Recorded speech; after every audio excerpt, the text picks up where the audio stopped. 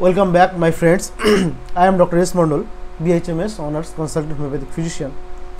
Today I want to share with you another very important and follow-up case of allergic rhinitis with allergic asthma or shortness of breath.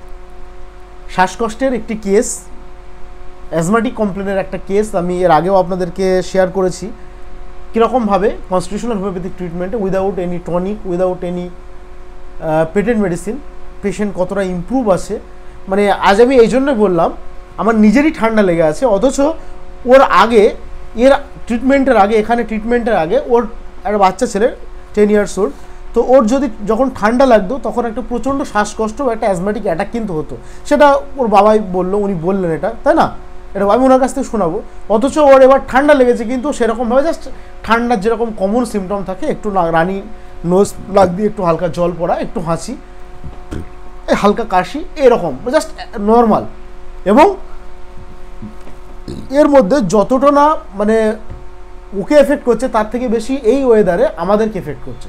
তো এটা একটা এই just এইটুকু বলার জন্যই কিন্তু আজকের এই ভিডিওটা, যে এরকম একটা সিভিয়ার প্রবলেম ছিল, সেই প্রবলেম থেকে কীরকমভাবে কনস্টিটিউশনাল হোমিওপ্যাথিক ট্রিটমেন্টে by the help of the calcarea carbonica 0/1, 0/2, 0/3, 0/4 and 0/5, আজকে আমি 0/6 প্রেসক্রিপশন করছি। পাওয়ারটা দিনের পর দিন বেড়েই চলেছে।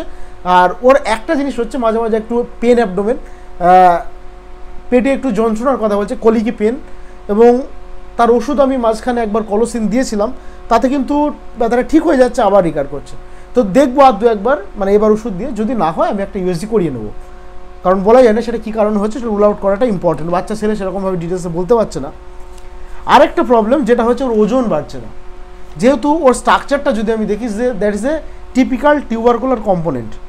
আপনাদের ফ্যামিলিতে কারো টিবি হয়েছিল কখনো, কারো ওর নানার দিক দিয়ে বা আপনাদের ওর দাদুর বা আপনার দিক দিয়ে, এরকম কারণ নেই। বাট ওর যে চেহারা, একটা ম্যারাসমাস, একটা লম্বা একহারা চেহারা, রোগা চেহারা, তো লিনথিন ইমাসিয়েটেড, সেটা কিন্তু টিউবারকুলার একটা টিউবারকুলিনাম, ক্যালকেরিয়া ফস, এই টাইপের মেডিসিনগুলোকে ইন্ডিকেট করে। তো তবুও এই পেশেন্টটা মোটা থলতলে নাই, কিন্তু যেহেতু কনস্টিটিউশনাল বেশ কিছু সিমটম বা জেনারেল সিমটম ক্যালকেরিয়া কার্ভের দিকে যাচ্ছিলো, সেই জন্য আমি ওকে ক্যালকেরিয়া কার্ভ প্রেসক্রিপশন করেছিলাম। আমি ডিটেলসগুলো দেখাচ্ছি তারপর পেশেন্টের। This is the prescription, 1, 2, 3। মাঝখানে একবার খুব সিভিয়ার অবস্থায় অ্যান্টিমোনিয়াম আর্সেনিকাম দিতে হয়েছিল। ক্যালকেরিয়া কার্ভ 0/2, এইভাবে পেশেন্টের কিন্তু চলছে। This is the prescription and this is the case taking profile. খুব অল্প সিমটম নিয়ে চিলি পেশেন্ট, খুব ঘন ঘন ঠান্ডা লেগে, সেই ঠান্ডা লাগার ভাবটা এখন কেমন আছে? এখন নেই। Chilli patient, easily catches cold, head sweat, constipated, desire for eggs and ডিম। কী খেতে পছন্দ সব থেকে? মাছ, মাংস, ডিম, দুধের মধ্যে কী পছন্দ ছিল? ডিম পছন্দ খুব, তাই না? এবং স্লিপিনেস এবং break thing desire is a very important symptom. Fear of ghost, fear of darkness, shortness of breath, এই সমস্ত সিমটম এটা ছবির মতো ক্যালকেরিয়া কার্ভ। কিন্তু ওর যদি ফিজিক্যাল মেকআপ যদি আমরা দেখি, কেউ বলবে না যে ক্যালকেরিয়া কার্ভ। বাট সবসময় ফিজিক্যাল মেকআপই বড় কথা নয়, তার যে জেনারেল সিমটম, তার যে past history, family history, present complain, সেগুলো যদি কোলাবোরেট করে তবে আমরা অবশ্যই সেই মেডিসিনটাকে প্রেসক্রিপশন করব।